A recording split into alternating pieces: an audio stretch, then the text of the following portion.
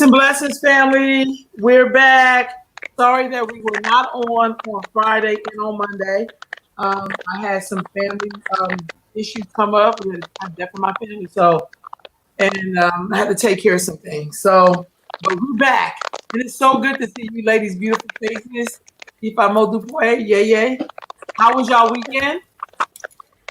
My weekend was lovely. It was a holiday here on Friday, so Bermuda Day.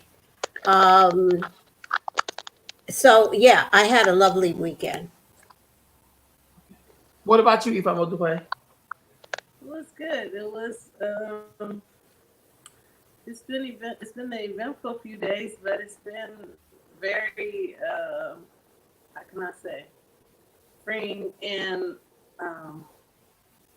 it was a good weekend. It was a good So, weekend. so with that being said, what was eventful about it? You know, we had something major happen over these last 4 days. Um, what is your insight? What was that like for you? Um, for me, it just took me back to my days when I used to be out there um, facing, and what we faced is we not only faced the dogs in New York, we faced the horses. You see horses coming at you. It's like, oh shit, here we go. Um, so it took, and then when I saw your post this morning on that round table or that coming together in 1973 on Tony Brown's show, I just realized that that was so poignant, and so on the mark because it shows the history of that period, and it also shows how we got to where we are today, and that we, for some of us, it looks like we haven't moved. We have moved, but have we moved in the right direction is the question. Um, I think we have become so wrapped up in someone else's society and way of being that we have forgotten who we are. Right. And we have to get back in touch with that. And I think looking at some of that history and listening to some of the things that were happening then, and having that continuum, having the links in the chain being put in front of us, and hearing people speak these things can give us some idea as to why we find ourselves in the position in which we are in at this point.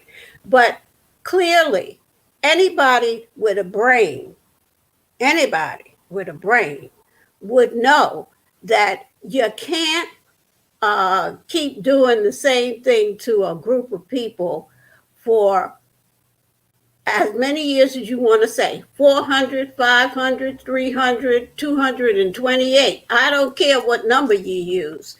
Eventually, the pot's going to boil over. It ain't no two ways about that. And it's boiling. It's boiling. Right on. Ifamo Dupoy, go ahead. Um, well, I have a lot of feelings because this is a lot of feelings to be had. But okay. Here's what I know. I know that our young people are frustrated. The young people in the Black community, they're just frustrated. They're tired. They're tired of us. They're tired of everybody because they can't seem to get any traction in their lives a lot of times. Even the ones that are. Hold on, sis. What's happening with your internet? Is it going out? Yep, it's like you kind of chalky. Oh, I don't know. I can't hear it, so You can hear us? somebody get huh? Can you hear us? Mhm. Okay. All right, you just got a little chalky. Try it again. I heard you say that young people are frustrated. Yeah, I was saying that young people are frustrated. They're frustrated because they've been given the impression that they should be able to live their lives the way that they want to. And that's not a false impression. That based on what they're being told, their lives should move forward at the pace that they choose. Is that better? Okay. And so, since that's not happening, and we don't have much to offer them in the way of new information, they've reached a point where they really don't see rules as a thing that applies to them a lot of times. And so they're busy building their own world. And we have a responsibility to plant seeds. We have a responsibility to support the forward movement of Black people. We have a responsibility, the same responsibility that we put on our, and I'm now going to move into the spiritual space, the same responsibility that we put on our ancestors, we have to the next generations coming behind us. And so a lot of times in this country, we are the link between the spirituality and that young life zeal. We can, begin to teach and protect and do all the things necessary to bring it all together. And so they get to experience their piece of the continuum with confidence. And so I think right now it's very important for us to insert ourselves in conversations with people who have the energy and youth to be out protesting and are inclined to protest or inclined to be active so that they can feel and see the big picture. Like, regardless of the tactics that or strategies that we can or cannot agree on, we have to begin to agree on our values, what's most important for the Black community moving forward, which is just basic, at the top of that list is self-preservation. These are not long shots that we're talking about. We're talking about basic stuff: access to food, education, self-preservation, safety and security in our neighborhoods. These are basic values. They're not anything long shots. Well-being, the protection of our women and children. These are basic things. And so as we come together under the umbrella of those values, everybody is going to have, you're going to find your people that share your strategy, and we need to work together, but also interdependently, so that everybody is responsible for their piece and they cover the ground that they stand on and they get help when they need it, but also with these overarching values in mind. And so if we begin to make that the standard for how we do things, I think moving forward, what we'll find is we can reclaim the Black community. Even though we may be dispersed geographically in different locations, we can build a different kind of network. And the spiritual piece is that, practitioners, we have our own internet. We have our own internet. That's all I'm gonna say. You can communicate through that internet. Yeah. I want to just jump in and correct something that I said some time ago. And once I went back and looked it up, I spoke about the letter of the year, or the reading for the year for Lukumi. And that comes out in December 31st, January 1st. I read the piece. If you remember, I said it was extremely short. It was short, shorter than I had ever seen before. And when I went back and checked things out and looked at different reading, different interpretations, not interpretations, when you translations. That's good, because I speak very little Spanish and I read less.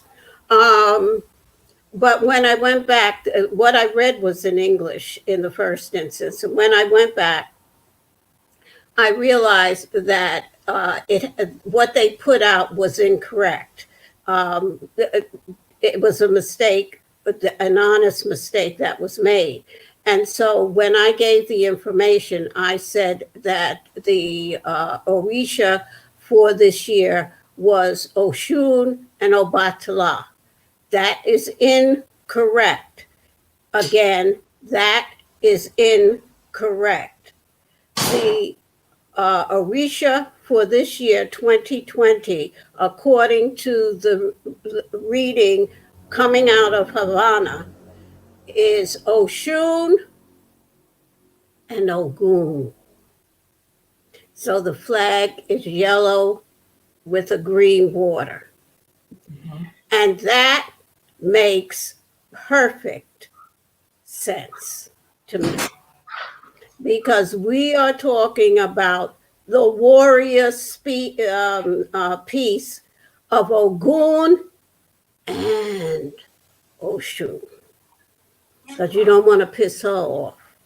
Right on. And she's pissed. So I do, and then I also read somewhere that there's been a lot of initiations for the warriors deities. Ogun, Ochosi, Elegua are warriors. So what's going on now is exactly what came out in the reading, and I am anxiously awaiting this Saturday. I guess it won't be until Sunday morning, maybe, when I can see what comes out of Yorubaland. Oh God, I'm hoping that there's something really good that says everything's gonna be all right, y'all. I mean, I know it is, but I just like to know that the spirits are saying the same thing. But I gotta tell you, I don't know. We are in a time that we knew would come. We knew it would come. I didn't think it would come in my lifetime, because I already seen the stuff in the 60s and the 70s and did my marching and all of that. But my son is going and my granddaughter are going on Sunday, and I gotta go. I gotta go. I gotta go. They might hold me up, but I gotta go.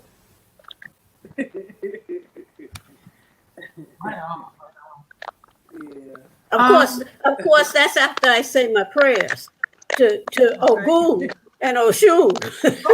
So when something like this breaks out, like this rebellion and riot, whatever they want to call it, I understand the importance of the play on words. I get it. But from the spiritual aspect, what should spiritual practitioners be doing? You know, usually when I watch documentaries or good movies, and they're going to war, because I'm a Game of Thrones, and I watch even before Game of Thrones, I was watching stuff like that. They would always have their spiritual advisor doing stuff, and we kind of skip over that. Yeah. But in their world, it's important. It's kind of like before a fighter goes in to have a fight, like, you know, a boxer. There's things he has to do to get his warrior ready to go out there and hit those hits, to perceive them and take them. Are there things we're supposed to do as spiritual practitioners, and knowing these other streams of spirituality or spirit or energies, or, you know, what things should we be doing? You want to take that, Eva Madupe, or I can weigh in on whatever. Go ahead, if you like. Okay. Well, it depends also on your expertise, right? So there are priests who their area of expertise is spiritual warfare. That's what they do. Um, and those priests are very much needed to be active and a little more present in the community right now. That's all I'm gonna say about that. But also, like, just as practitioners, you know, if you're an Orisha initiate, your pot has things in it that you can use for protection and defense. Um, One thing I would say for everybody is however you spiritually clean yourself, stay on top of that. That's going to become increasingly important. And right now, it's really important that if you have young people living in your house or around you, that you give them what they need to stay clean. As they come in and out of these spaces where the energy is really charged and they're experiencing all these things, make sure that if you can, if you're equipped in that way, that they have adequate protection on them. If you need to outsource that, then you need to call in the people that are in your network. It's a good time to be in communication with all the people that you know, because someone may know how to do something that you don't know how to do that could be a game changer for you. However you clean and protect your house, this is a great time to do those types of rituals. And if you're wondering what you specifically need to do and you just don't have that information, or like, here's some of the things you can do. I'm sure Ia has some rituals that she could share too, but I also think that it's a good time for consultation. It's a good time to get divination if you haven't had divination in a while, and that's how you, as a part of your spiritual practice, it's a good check-in time, just so things don't, because there's a lot of different elements to this right now. We were just dealing with global pandemic, and then this turn, well, in the story, just it's a different part of the story come to light, but it's also making people, we're also tending to do the opposite of what we were doing to care for ourselves during the COVID crisis. We're gathering in large groups, and we're doing the best we can to protect ourselves. But at the same time, we have to consider that whatever extra steps we can take would be advantageous. It's bad. I feel better safe than sorry, because when we're talking about lives at stake, it's not that I'm afraid to die or afraid for people to die, because I understand that you don't. It is that I don't want people to die for no reason. I don't want to. That's like, if I'm afraid of death, that's my biggest fear. That I'll die on the fluke, or for something in the process of something that didn't really make a difference. So one thing is for us to recognize the gravity of people losing their lives, of blood spilling in the streets. That's a part, we as people who, a part of our tradition is animal sacrifice, have to understand the gravity of when life is lost, when blood is spilled, and begin to really put our focus spiritually around making these things not happen in vain. So whatever we need to do to push it forward, like, that's what we need to be about. Mm-hmm. Yeah. So many things come to mind. First and foremost, for me or anybody else, everything, and I know this is going to sound off the wall, but it is the truth. everything is in divine order. It doesn't seem like it. It seems like we're in chaotic times, and we are. But we're in this chaos in order for us to move forward into a peaceful and equitable and appreciate equitable living and appreciation for nature, appreciation for all that we have. There has been a lot of transition. People have transitioned over into the spirit world. It hasn't been for naught. I know it's hurtful for those who have lost their loved ones, for those who have been ill. I know it was a terrible experience to go through, but it has not been for naught. We needed all of this to transpire, and I'm talking about the virus. We needed that to transpire. We needed the world to stop. You know, remember that song, Stop the World, I Want to Get Off? Well, that's what happened. They stopped the world, and we all got off. We went into our homes. Not that that didn't have issues, because domestic violence went sky high. But anyway, and not anyway, that's awful. We went into seclusion. Now, I hope when we were in seclusion in our homes that we as practitioners were doing some work on ourselves, for ourselves, and for our whole community. Because I keep saying this is just the beginning. I hate to be the bearer of, well, no, I don't. This is the truth. This is the beginning. And we're going to have to go through it, whatever comes our way.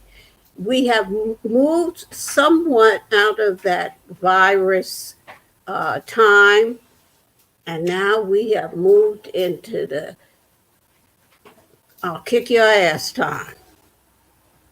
And so we have to do the work that needs to be, the spiritual work that needs to be done. And I know that we must do our personal spiritual work, but as you said, Ifeoma Dupe, there are those of us, there are different kinds of priests. First of all, I'm sure maybe many people don't understand that we have different tasks that we must fulfill according to our Ita. And so some of us are communal priests. That's not me. Some of us do other things. And so for those of us who are the priests that bring about, that go beyond the veil, for those of us who go beyond the veil and speak with spirit and petition spirit to give us and our people what is needed to go forward. This is the work that we must do. As you said, Mama Ro, before we went into battle, look at Haiti. Perfect picture.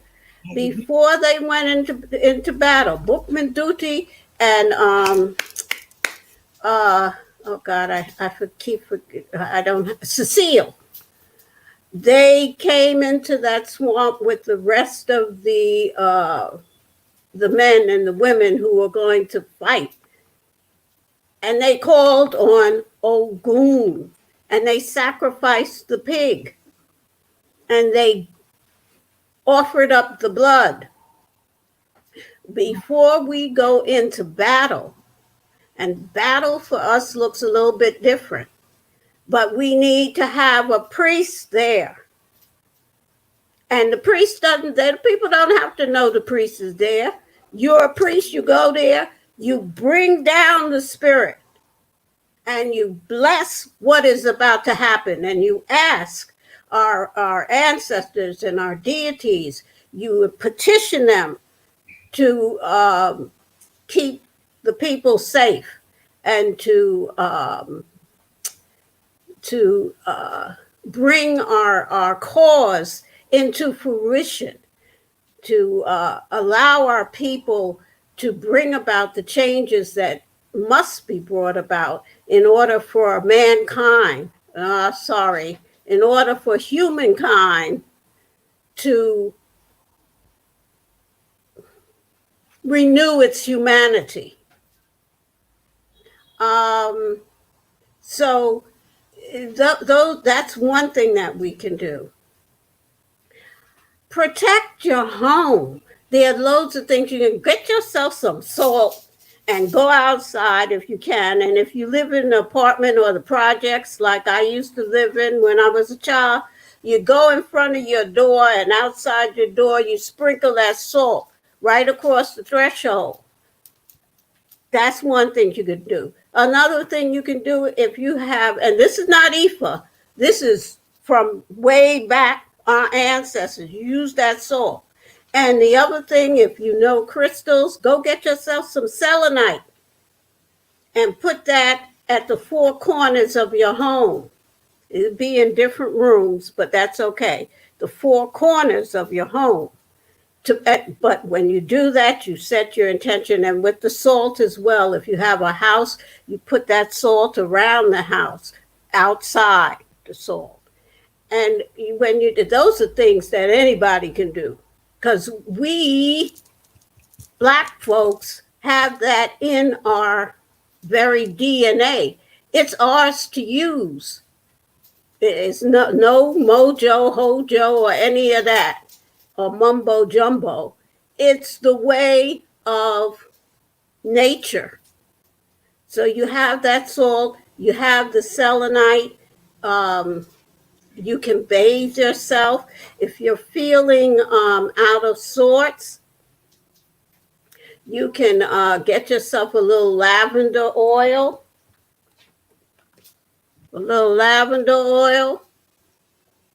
And you take it and you put that on your forehead or on your head. Go get some Florida water. Put that on your head, back of your neck. Cool yourself down.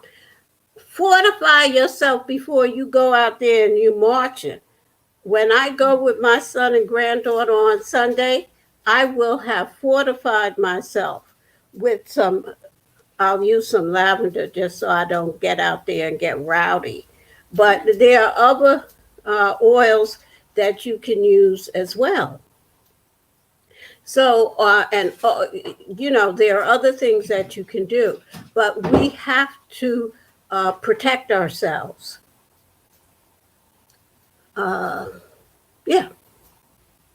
Pray. Talk to your ancestors. Ask them what they want us to do. Ask them to show us the way to get through this time and to finally be able to live as human beings without having to look around our shoulder for somebody that's going to stop us in our cars or, knock us to the ground in the street or whatever. We have to be in touch with our ancestors and with our deities, no matter what your system is. I don't care if you go into the Catholic Church, the Christian church, and kneel down there in front of the Blessed Mother. I don't care. And she can be white. I don't care. But you better pray to somebody. No, right on. I was thinking to myself, like, I don't know. I guess I've always been one of those persons where, and I'm learning so much more about my ancestors each day, like in my own line. And I have to say that because that's where my greatest lessons come from. I'm not one of those people who just jump onto the big think and be like, yeah, we, and then we don't know I. We don't even know anything about ourselves to even be anchored with other people. But my Uncle Stanley used to say stuff like, when our ancestors were suffering in this country for real under slavery, and they had these humongous prayers as they was working and slaving. And part of that prayer was for this country to just fall to its knees. And even though it may not have been answered right when they were asking it, the universe still answers its prayers. It's still, like, and I think sometimes we leave that out of the equations because we become afraid because we have invested in this system in a way. Now, I don't mean like, yes, hold on, burn the courthouse down. But when you said everything is divine order, that is a part of that divine order. We know America has used that. We know that she has, like, it ain't even in her to be right. You can make an agreement with her, and while you both signing it, she in her mind thinking, I mean, it's America in their mind is thinking how they're going to dishonor what they just signed on. Yep. Kind of like somebody saying, I'm going to let you go if you just do this. And then it's like, well, I wasn't going to let you go. So Yeah. I feel like sometimes we miss that part because we have invested in this crazy system instead of saying, I'm going to do what I'm supposed to do. I'm going to pay attention. You know, when your ancestors, the universe is telling you, hey, bring me some flowers. Hey, make me an offering. Like we all get those messages. Hey, go call your sister. You ain't talking about, go hug somebody, go walk out to the water, we all get those messages. And we ignore them because we just don't want to,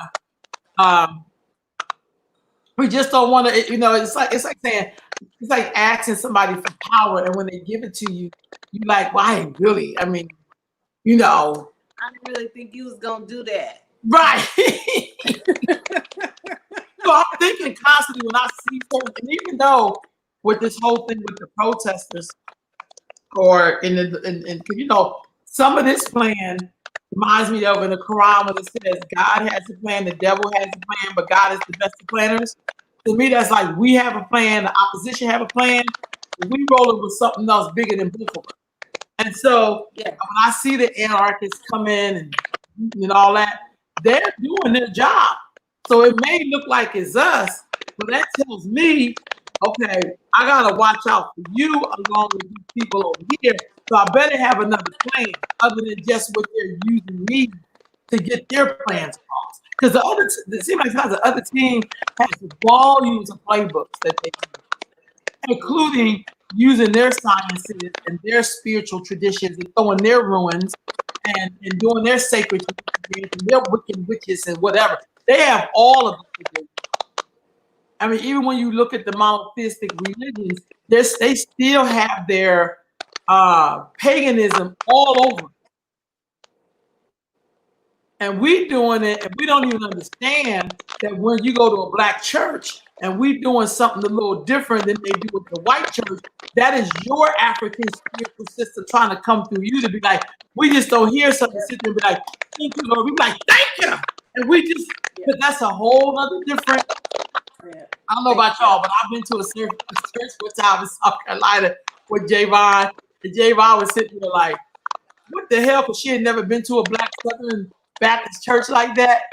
I, on the other hand, felt very comfortable. And some of my kids were in shock because they was like, what is, because people were jumping up, running, it was lit. Yes, it was lit. But I felt at home. I felt like that because we're human beings, y'all. We're the spirit on the journey. We're supposed to be reactionary. So when people try to do this thing like don't show any emotion, that's kind of like, that's your mental health problem. If something hurt me, I'm not gonna be like, well, that didn't hurt me. Like, God dang, I'm gonna say something.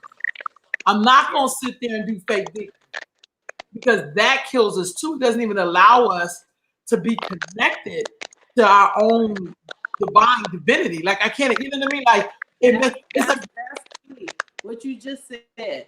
Okay. Right? It takes so much energy to repress your emotions oh. and trying to be logical, like you miss the point. Right on. Your emotions are energy, and they're meant to inform you of things. And if you don't pay attention to how you feel, you will get jacked up. So especially people going to protest need to be, you don't use your energy to repress your emotions. Use your energy to stay alert. Like people say the difference between falling asleep and falling awake. Like the difference between sleep and meditation. When you sleep, you fall asleep. When you meditate, you fall awake. Like you need to be on your P's and Q's. Whatever it does that gets you to that point where you so alert and like that, then that's where you need to be, because there's a lot of things happening. There's a lot of energies at play. There is a plan that we have. We think we're going out there to do one thing, and there's people who are coming out there to do something completely different. Their agenda does not align with ours. There are people who are out there whose agenda is different from ours and does align. There's a lot of stuff going on. So what I'm saying is that from the front lines, that has to be sorted through, like in the moment. They don't have the liberty of sitting back, writing up a plan and all that. That's for other people to do. Then, and don't get me wrong, that also needs to happen. But it just is not happening at the pace that it happens when people are in the streets doing the thing. Right on. Right on. Right on. So I was sitting up here thinking like, wow, that just makes so much sense. I just like, my honest to God truth, when some of my young people was calling me about them going out to play, that's awesome. Immediately, I talked to them, and then I went out and made some offers. Asked that warrior to be on guard. Like we don't sometimes feel like some of us just need instruction. I'm old school, something happened. My mother, when it would be thundering outside and raining, she would make us cover the mirrors. She would make sure we pray together. She would make sure we sleep. Just like we go into instruction for that. I think there ought to be things in the spiritual world that we should go into instruction when we're in the midst of like a real battle. That's on the physical. Somebody has to be fighting on the spiritual. You know what I mean? Yeah. So when you get hit with that rubber bullet, it may bounce off you. Right. Exactly. And there are people who that's what they do. They know how to do that. They know how to take herbs and make the thing safe, secure. They know how to lock it there. And for those of us who know that is our responsibility to take care of that piece. When we are, when people are marching or protesting or whatever, and there's a priest there, as long as I'm not advocating that you get yourself busted in the head with by the cops, but I'm saying if you can have the ability to contact the deities and the spirits and the Egun, then it is your responsibility to do so and cover the person that may be being harmed by the police. I saw one piece where a policeman was manhandling and threatening a Black woman. And God bless her, it was a Black cop who came in there and said, "No, you will not," and chased that white cop. He went moving and left the girl alone. And she did it in front of all the other cops. The whole police force knows what's going on. They know the ones within the force who have racist tendencies, because they use those racist tendencies on the Black cops in the precinct. And when you keep quiet about that, and I realize it's your job, it's your livelihood, but sometimes we gotta step out on faith and do what we know is right. And if you know that they're doing that to your own people, you have chosen this job that you know ain't safe. You cannot collude. You cannot collude and condone what is happening to your own people. So they always say that there are good cops. In my humble opinion, if you're on the force and you know this is going on, and you do, because cops talk among themselves, then you are as guilty as all the rest of them. Now, that woman cop that stood up for that girl, God bless her, but she's a cop. So I give her full marks for what she did. And I guess she got to a point where she said, I can't take this no more. I can't see my own, another woman look like me being dragged by her hair by some white man. I just can't stand it anymore. And so I understand sometimes we get to that point. And I think that spirit, great spirit, God, whatever name you want to give to the force that holds this all together. I believe that COVID, or the virus, because there's a whole lot in that word COVID-19 that ain't kosher, but that virus that has been spread throughout the world, that came at a time to allow the next thing to happen, which is this uprising that we're having, and what's going to come after that, and after that, and after that. It's a succession of it's a domino effect, and it's beginning to fall bit by bit by bit. I don't think we will ever go back to what it was like in February of 2020. I think that's gone. And that we're going to have to forge, that's why we came here at this time. We're going to have to forge a new path for humanity. Well, I'm with you. I'm just going to be very honest. I am not in love with trying to take care of other people. I said on the last podcast, I know I look like Big Mama because my ankles are swollen like Big, but I'm not Big Mama. And I'm of the firm belief that I must take care of me and mine. Because what I know about white people is that once you have respect for yourself and you're willing to die what you believe in, they will immediately treat you differently. If I got to worry about getting you right before getting me right, I'm really just a slave. And so when I'm doing my prayers and all I need to do, in my spiritual tradition, I'm not thinking about them at all. I am dead set thinking about what I'm supposed to do to create the things that I'm supposed to create. If you come in contact with me and your energy is right, of course you'll benefit. But I just feel like the whole humanity thing sometimes gets us caught up because sometimes when that language is used, in some parts of this whole thing about being human, Black people are still seen as being at the bottom, like we're supposed to be service.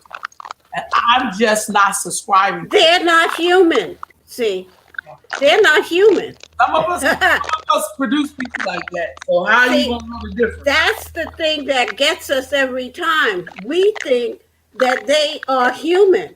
That's not the case. Now, there might be a few of them, but basically, they are Johnny-come-latelys. Okay. They were up there in them Caucasus Mountains. It was more than 10,000 years of an ice age, and they got to eating each other and carrying on up there in them mountains. And when they came out, they weren't human. Because you ain't human going around eating each other and fighting each other. And it just changed their whole, not only their physical appearance, but their sight. They ain't right.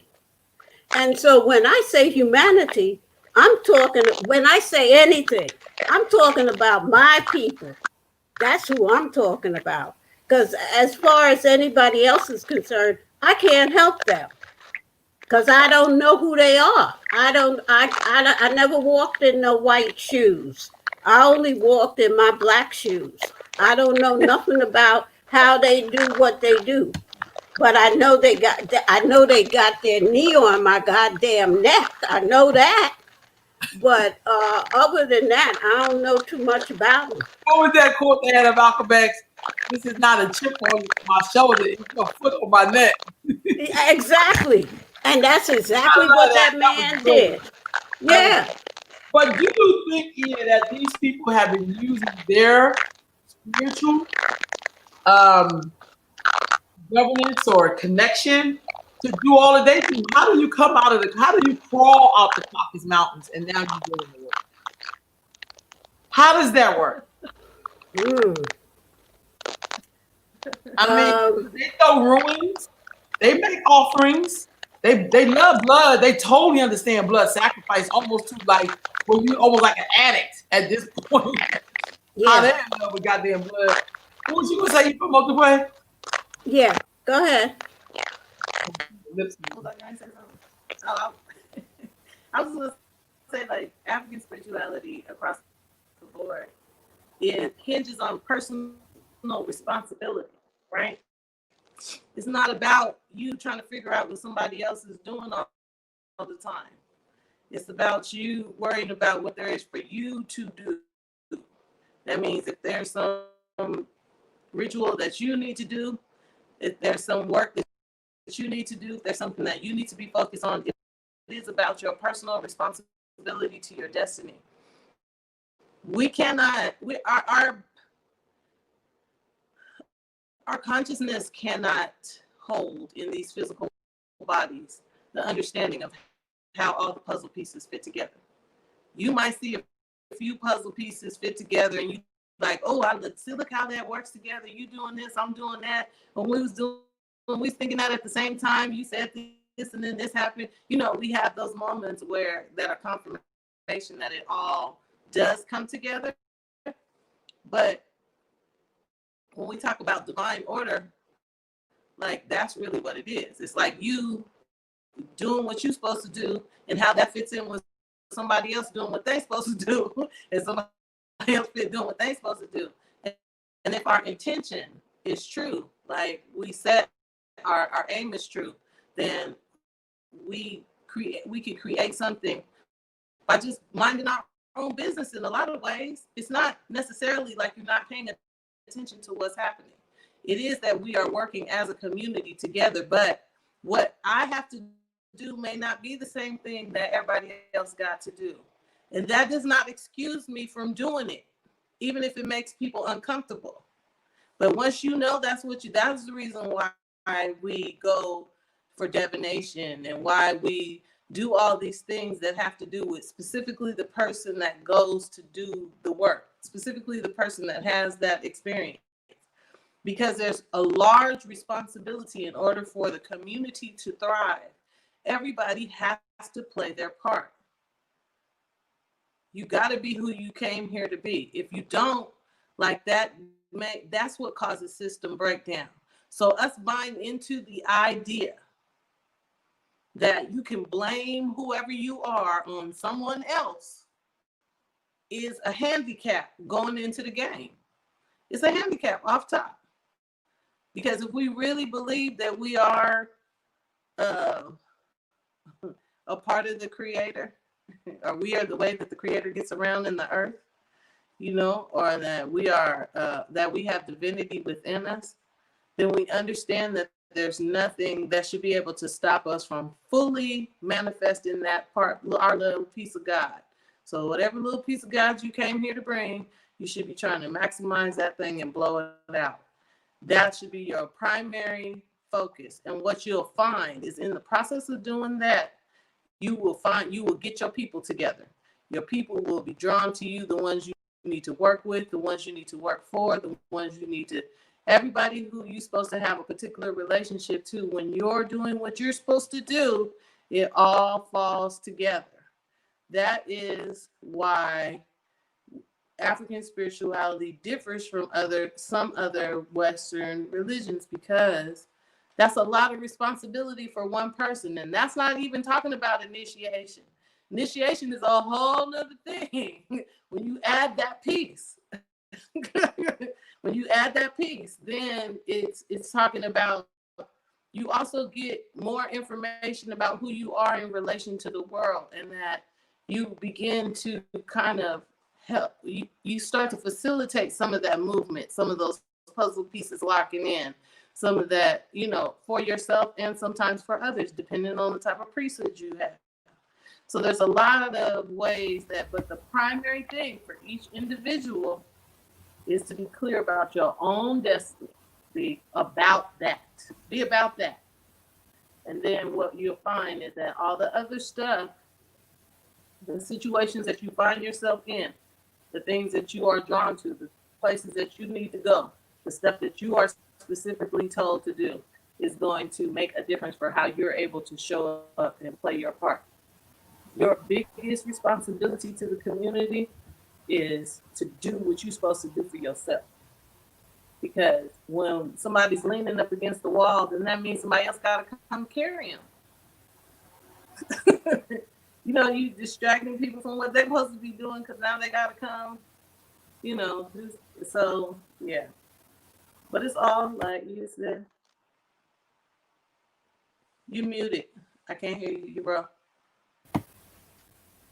How is this connected to the ancestors? This whole time.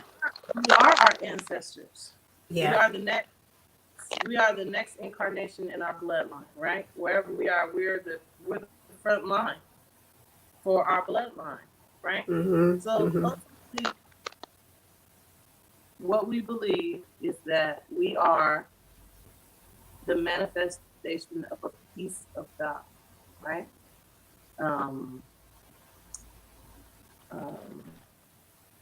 Defined by an Odu, which is, this is I'm going to put it in terms of Ifa because this is the way that I can explain it the best, and then we can clarify things.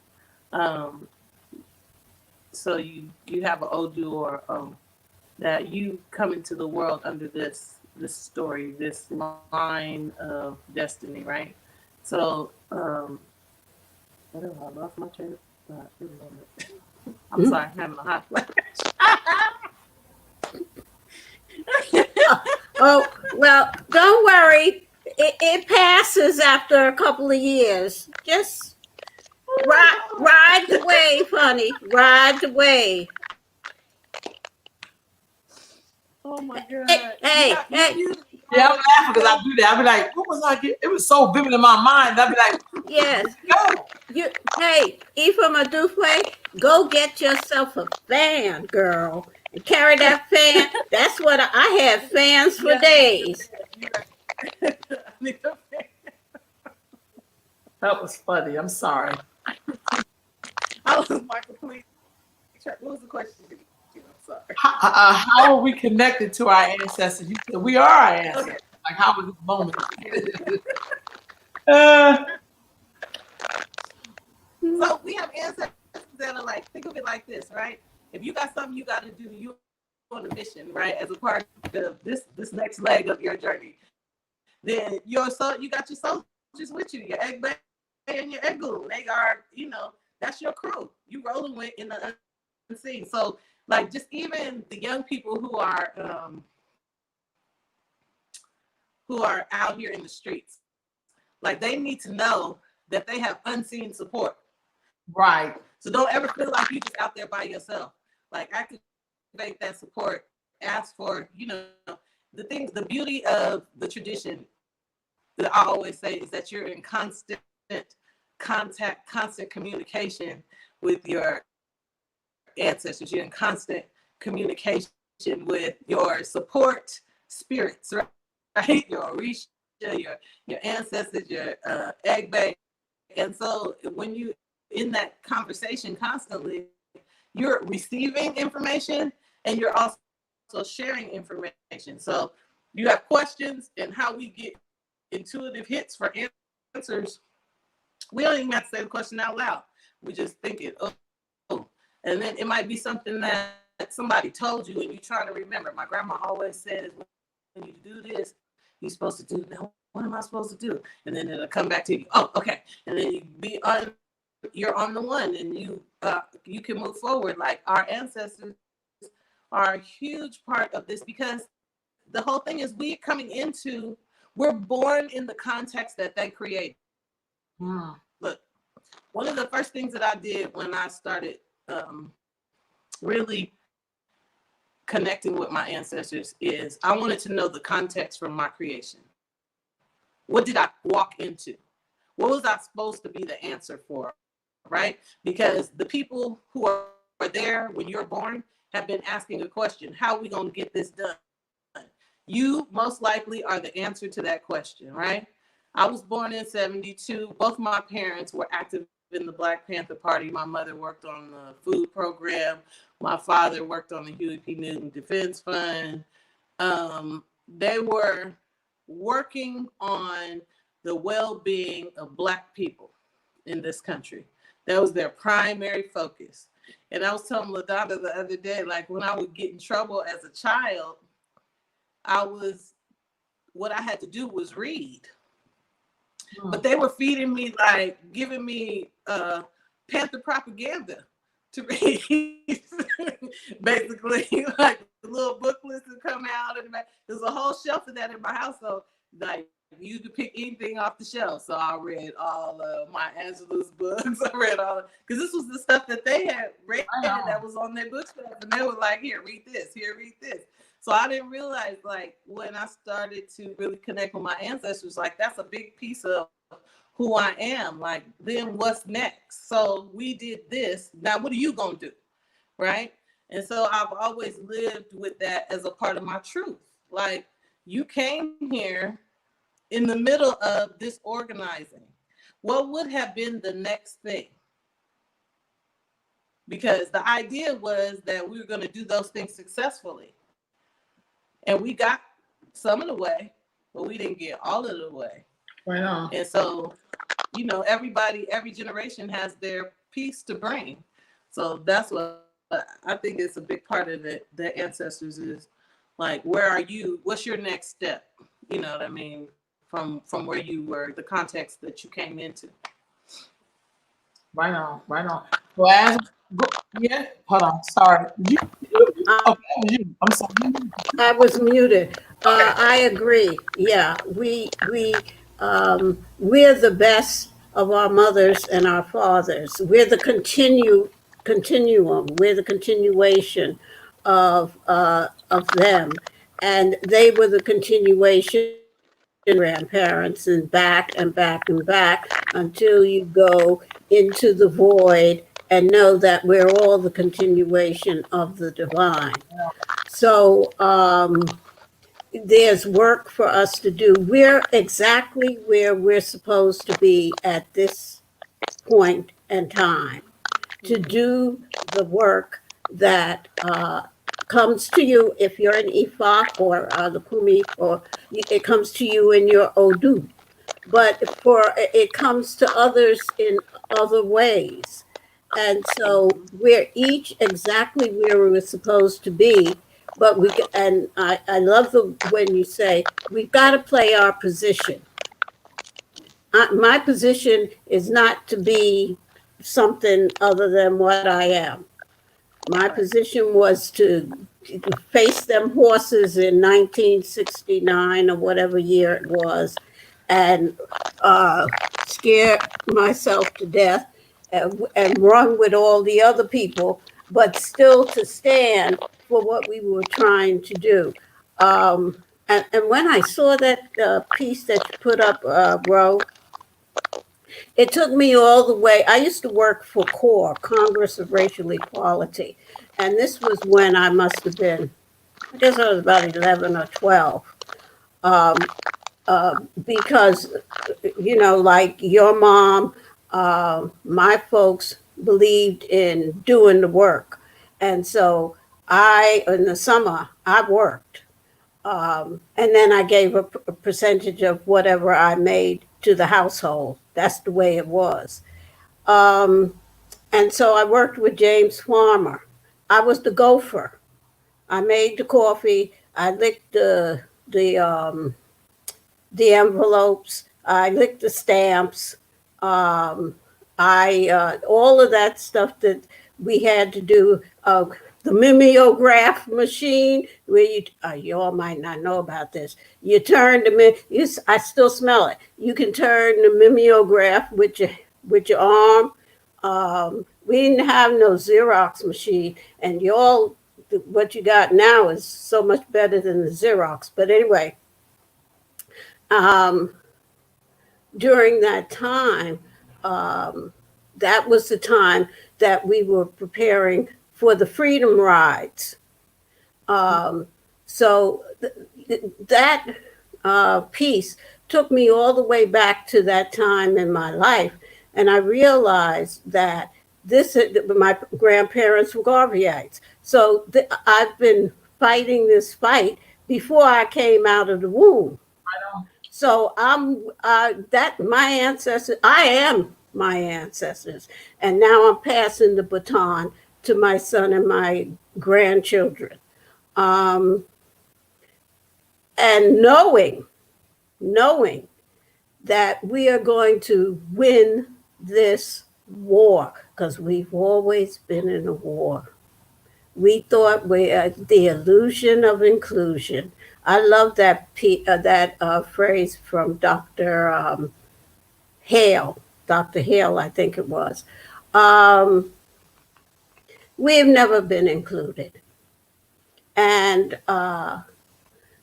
maybe we're not supposed to be included. I think maybe we're supposed to be part of the whole Pan-African movement, that we have to look to Mother Africa and realize that until she is free, we are not free. And until we are free, she is not free. It is a worldwide evolution that we are going through. And I want to be clear, I'm speaking about Black people. That's what I'm speaking about. We're evolving. We are moving from this time into a whole new sphere, a new cosmological time. And and I can see it through my lifetime, because who starts going to the Freedom Rides and almost 60 years later, they're still marching for the same damn thing? So, but there have been changes along the way, and I can see those changes. They haven't moved us very far, but we have to remember that this is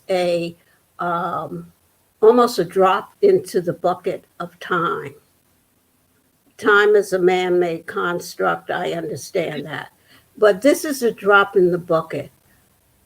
Our lifetime is very short, usually. We don't come here, most of us don't come here for 100 years. And 100 years, when you think that the earth is millions of years old, is a very short period of time.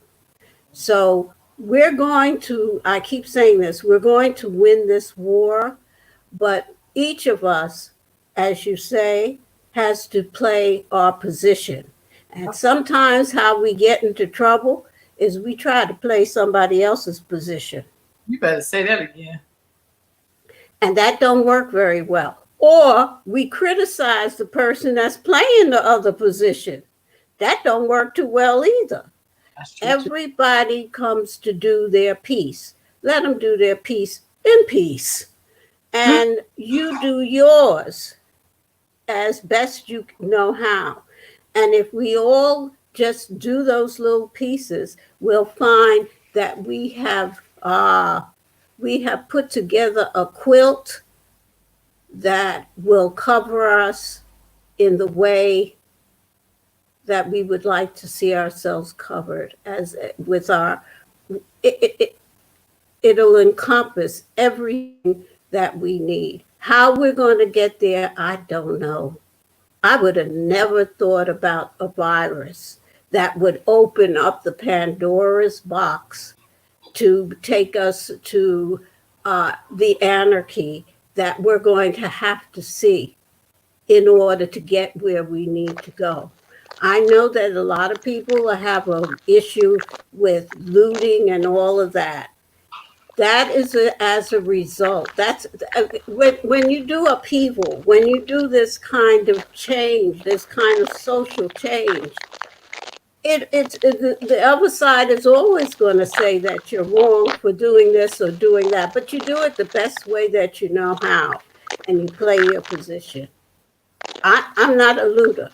I ain't gonna go. Now, I sure would like to have gotten in there to get a little this and get a little that, but I know good and well that's not who I am. And I probably killed myself trying to get the hell out of the store. So I leave that to whoever's going to do that part of the piece. But I'm going to do my piece. I'm going to bring down the spirit and bring down the energies and cover the people. That's my part. Right on. What about you, Eve? What's your thought? What's the question? Yeah, so what's your thoughts? What's your closing thoughts? Oh, closing thoughts.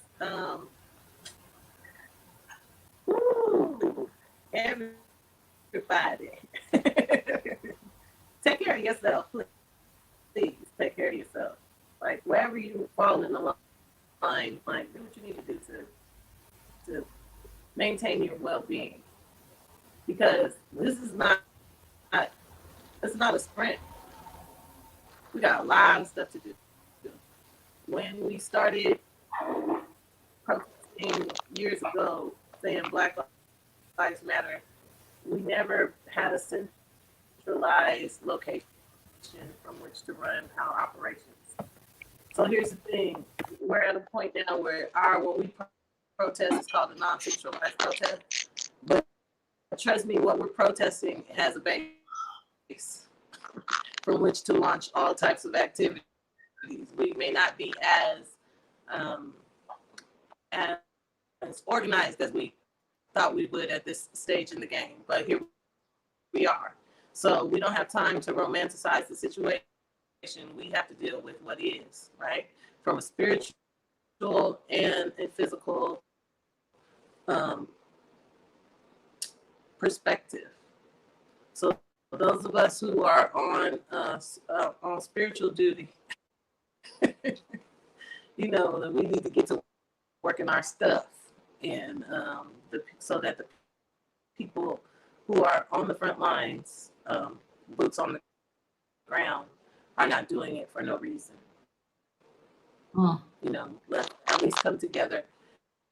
And when we're having these small conversations, make sure that we understand what the point is. Like, there are certain things that we have to do. We have to be able to preserve our lives. We have to be able to thrive.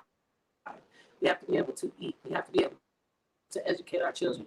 We don't necessarily want to do it how it's being done, and we definitely don't want to do it based on somebody else's plan. We want to decide how our children are educated.